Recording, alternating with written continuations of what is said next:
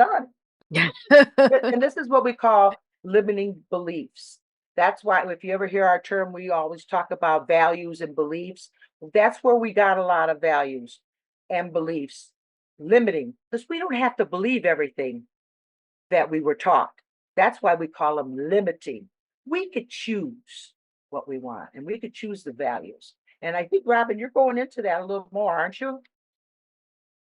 About shame and beliefs and things like that.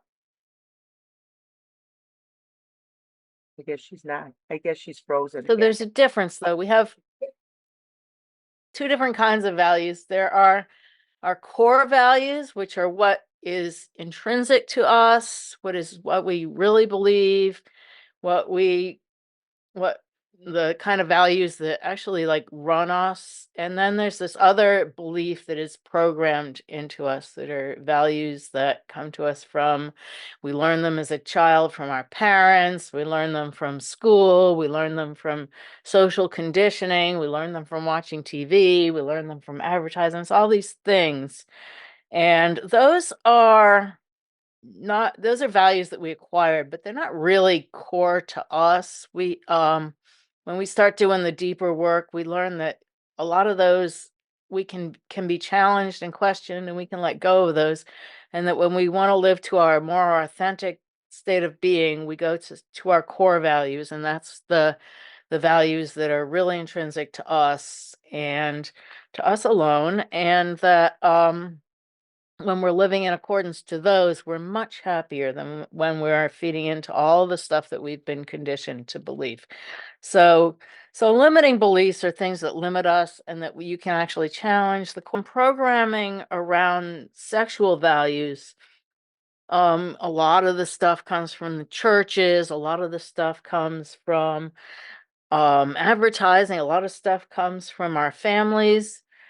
And one thing that I've noticed a lot is that men are conditioned to be really proud of their bodies, and little boys will walk around and show off their little penises and stuff like that, and they'll pee their names in the snow, and they'll be, you know, and they'll put out fires when they're peeing and stuff. And women from the get-go almost are taught to hide their bodies, to be ashamed of their bodies, to cover up their bodies, to judge their bodies, to compare their bodies to other people.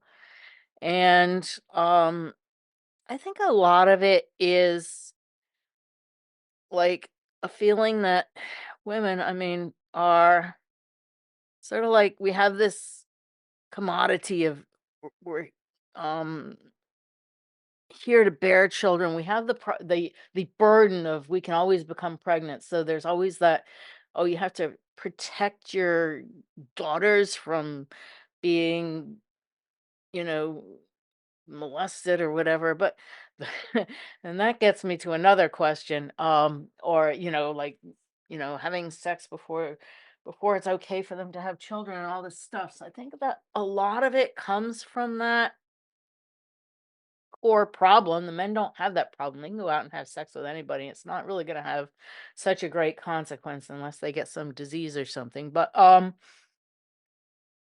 would argue that there is probably not one woman in this society, because I talk to a lot of women. There's not one woman who has not been molested, groped, raped. Something traumatic generally happens to women. And at a certain point, we accept or we hide, different things happen. And that is a source of shame because we are taught to judge ourselves based on that. And, um, you know, when you're judging yourself on something that's not your fault, it can become really a horrible burden. And I just, that's like one of the things that I'm all about. When I was young, I developed pretty early and I had big boobs, and like men were always groping at me. I was like, this is disgusting, get away from me, get away from me. And so you're taught, you have this body image and you're taught to feel a certain way, but like, the values that women are supposed to be. and they're supposed to be beautiful and they're supposed to be this and they're supposed to be that, but they're not. And they're supposed to be like sexually desirable, but they're also supposed to be sexually untouchable. And there's always like this weird conflict there. And growing up that was always a problem for me. So um Shayla, what about types of shame and shame resilience? What can we do? Do you know who Brene Brown is? So this whole concept of shame is I am bad. And so Mormonism drove shit in so hard. Yeah, yeah. And if you were born into it, it's like embedded in your DNA. It's really, really hard to get out. Kind of like what you were saying, Donna, about giving, letting your kids in utero listen to scriptures. It's like you're absorbing it, but not really understanding it.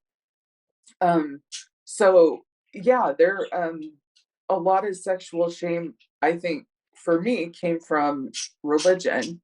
Um, uh, Even though I was sexually abused by it was still the fact that I went to people in the church that were supposed to help me, who then turned it around back on me and said it's my fault, and then just pushed it back on me, and then I've had to carry this ever since, feeling like I'm wrong, I'm broken, I'm not deserving of belonging and connection. And that's complete utter bullshit, because we at least intellectually know it's a matter of helping our body be able to know and remember this. And so one of the things around chronic shame, because I think a lot of this is chronic shame, and it's stored in our bodies. And so Dr. Peter Levine studies a lot of trauma stuff, and he was talking about how with the with the toxic shame, that is more of being traumatized, abused, and humiliated as an adult. And so when you're experiencing this as a kid, we can't make sense of how poorly we've been treated, especially by those who are supposed to love us and take care of us. And so the only way that we can survive is to lay the blame on ourselves, take on the badness of the other person. Because if we somehow assume that we were the cause of that abuse, shame, and humiliation, we can make sense of what happened. So me going to someone knowing that it was not my fault what happened, and then them telling me, no, actually, it is your fault. You need to go and like repent and do all this other stuff. Like, of course, you're gonna get a mixed message because you're a woman, and you you just have to deal with the shame. So one thing that has come up that has been helpful really recently for me is to challenge the choices that I didn't get to make. So I didn't choose to feel sexual shame. So where did that come from? Well, that came from Mormonism. That came from my mom. That came from other men. That came from society. Okay, that's where it came from. I didn't choose to feel sexual shame. That was this. I'm choosing to feel pride, and just filling in a blank of what you are choosing now. I'm choosing to believe that to be beautiful is powerful, rather than, hey, beauty is shameful, like my mom used to say. And something interesting that has come up for me recently is us never being able to fully experience what a matriarchy can do for us, because all we've seen is what the patriarchy has done. So it's like a spillover effect of like the patriarchy influences the women and shuts them down. Who's raising the kids? The women. So the women are now having to teach the kids, and then they're being shut down and getting mixed messages. And so each generation, it's getting worse and worse and worse and worse, which is why like suicide rates are so much higher right now around people around their sexual identity. Um, and one way that Brene Brown says to stop shame is by speaking about it, because if you speak about it, it can't it doesn't have the nutrients it needs to survive, which is silence and secrecy. So if you can talk about shame with someone that you trust and they're able to give you empathy, that is the antidote to shame.